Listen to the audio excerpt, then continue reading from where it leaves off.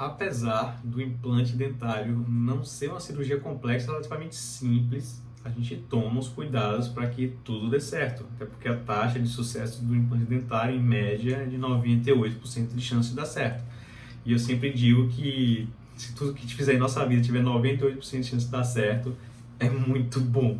Então, e aí, claro, que um dos primeiros, eu até vou falar por a gente, né, por mim, um dos primeiros fatores que eu olho, que eu avalio quando o paciente vem à clínica, primeiro é a vontade dele de fazer o tratamento com o implante, porque a motivação já é um grande passo para o êxito, é sinal de que após o procedimento ele vai cuidar, ele vai escovar, ele vai ter aquele cuidado para que a gente caia sempre nos 98% de probabilidade de sucesso no tratamento. Então, e aí, claro, que tudo que se tem indicações, existem contraindicações. E eu nunca gosto de falar muito de contraindicações, eu gosto de falar mais em fatores de risco. Porque, e aí, eu vou citar alguns exemplos, eu vou citar todos aqui, vamos lá, que vai ficar mais claro. Ó, se você ainda não me conhece, pronto, quem é esse que está falando? Eu sou Pedro Alexandre, eu sou especialista em implante dentário, já faço implante há 16 anos, eu sou fundador da clínica Implante Fácil, a clínica IF, aqui em Salvador, Bahia. Então, vamos lá, se liga aqui nesses fatores de risco, que eu falo de contraindicações, fatores de risco, porque é de suma importância para você saber se é apto. Claro que precisa fazer sua avaliação, então eu sempre vou bater nessa tecla. Procure um especialista, faça sua avaliação, mas confere esses fatores aqui que eu acho que vai ficar bem claro. E o primeiro fator eu vou escrever aqui no quadro, que eu acho que vai fixando mais na cabeça, vira uma aula, uma mini aula, né? Mas a falta de higiene. Vamos lá. Quer dizer que o paciente, poxa, precisa fazer uma raspagem, uma limpeza, a falta de higiene é um fator de risco? Claro que é um fator de risco. Se a gente vai fazer um procedimento cirúrgico, por mais simples que seja, pode durar 15, 20 minutos, mas se isso a gente vai fazer no ambiente, a gente adequa o meio, a gente chama de adequação do meio bucal. Quando você vai precisar fazer uma limpeza antes, você acredita que tem casos que a gente já planeja a extração, mas está com tanta inflamação na gengiva que em alguns casos a gente faz até a limpeza antes para reduzir a quantidade de inflamação da gengiva, para que depois a gente faça até a extração, para que a cirurgia, o procedimento seja tranquilo, com menos sangramento, seja bem fácil de fazer. Então, a falta de higiene é um grande fator de risco. E eu não falo nem só para antes do procedimento que a gente adequa o meio, e para depois também. Se a pessoa tem um hábito de já não escovar muito bem, não tem um hábito de usar fio, é muito importante que ele vá e comece a usar isso. Porque o tratamento depende do sucesso do tratamento depende da cooperação do paciente. Claro que o dentista vai fazer o procedimento, vai ver tudo, mas é muito importante que isso esteja claro lá. Então esse é um fator de risco para fazer o implante dentário. O outro fator, eu vou colocar aqui, vou até colocar aqui com o número 1, vou colocar com o número 2, para ficar bem claro, que eu falo que é ausência de espaço. Então, tem pacientes que têm ausência de espaço. Eles não têm espaço, eles perderam um dente. O dente, vou colocar aqui, vou fazer esse desenhozinho. Você tem um espaço no meio aqui para colocar um implante nessa região do centro e os dentes às vezes eles inclinam.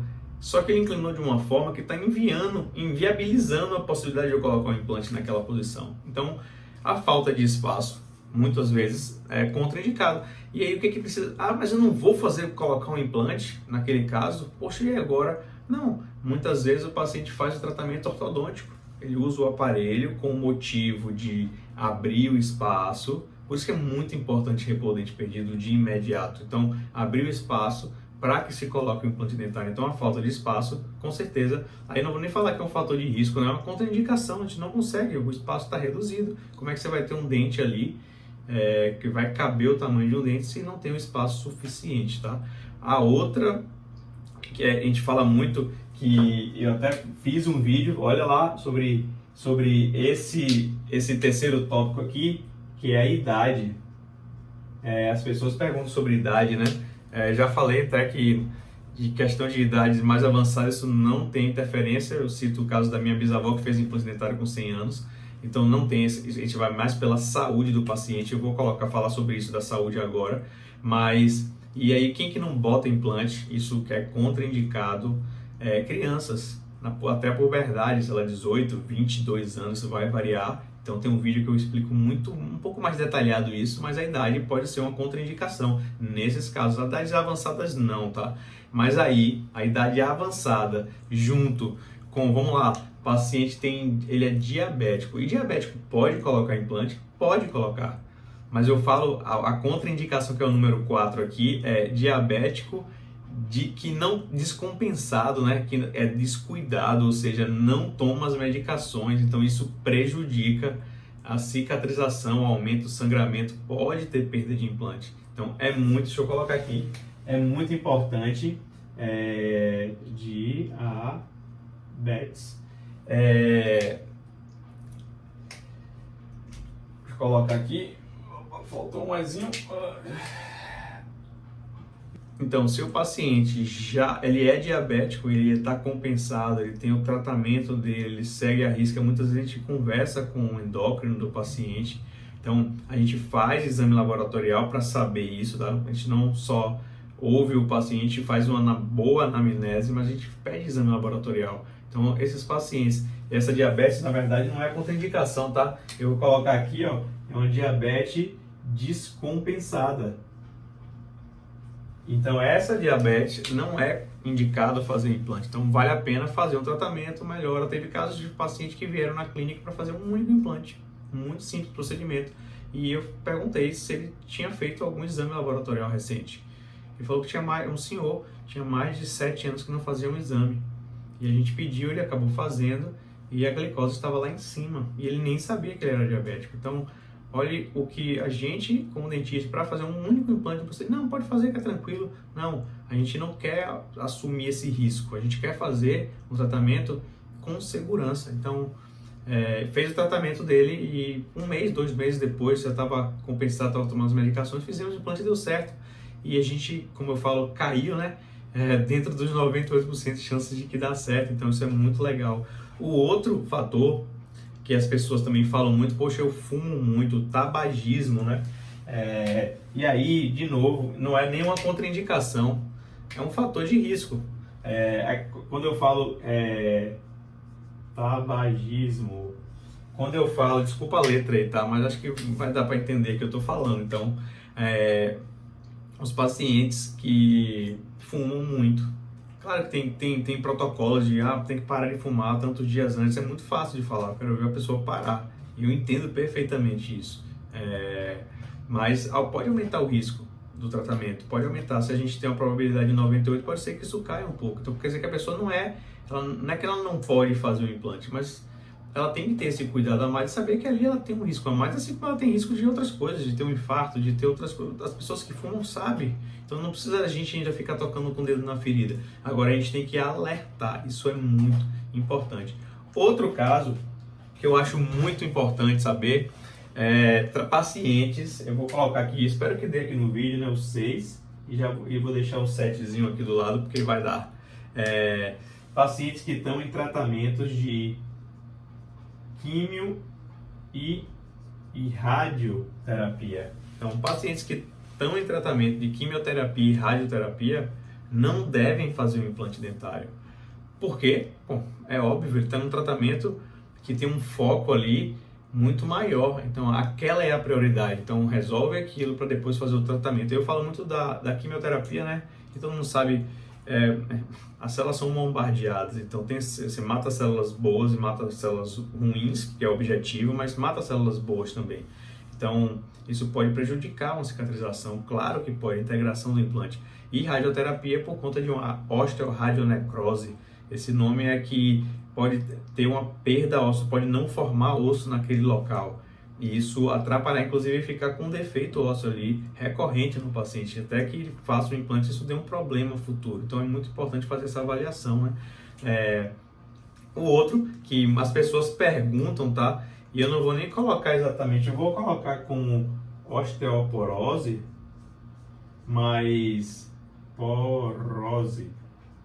Mas para falar a verdade, não é a osteoporose que é um fator de risco são as medicações, de se o caso o paciente tome medicações com alendronatos e bifosfonatos, são medicações que podem ter sequestro ósseo também, você pode não ter formação de osso. Porque o que acontece?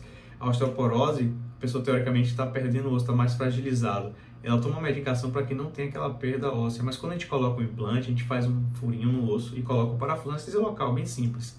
Mas ali precisa ter um crescimento ósseo. E o remédio que o paciente toma a medicação, ele não tem a reabsorção óssea, a nova formação de osso, porque ele meio que trava para que não perca.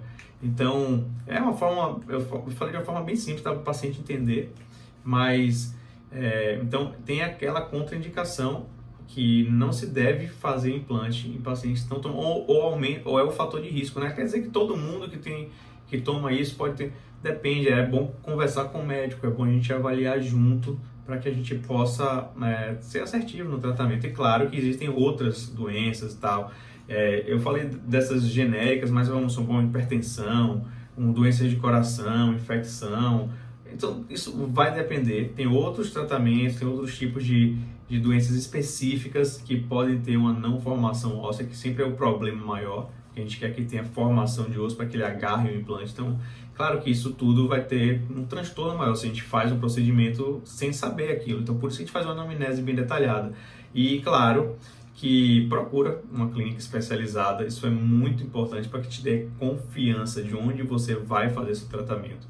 Eu espero que eu possa ter ajudado com essas relações aqui de 7. Pode surgir um outro assim, mas o objetivo é estudar a saúde sistêmica do paciente, é um ser vivo ali. Eu sempre falo que a boca não é uma máquina. E até eu digo outra coisa, pensa que o implante é uma opção de tratamento. Eu nunca falo que é uma obrigação de se fazer um implante. Então existem outros tratamentos. Claro que se a gente pensar no conforto, na segurança, autoestima, estética, claro que o implante pode estar proporcionando isso de uma forma muito mais tranquila para o paciente. Mas às vezes não é indicação dele, não tem problema nenhum. A gente vai indicar o tratamento correto. E eu, Pedro, já me prontifico. Se caso você precise fazer uma avaliação, quiser saber sobre o seu caso, agindo a avaliação aqui, fala com alguém, deixa seu contato, fala com alguém da nossa equipe. Eu vou ter o maior prazer em poder te ajudar e que você assim, possa realizar seu sonho de fazer o seu implante dentário. Espero que tenha ficado claro. Um grande abraço. Fica com Deus. Tchau.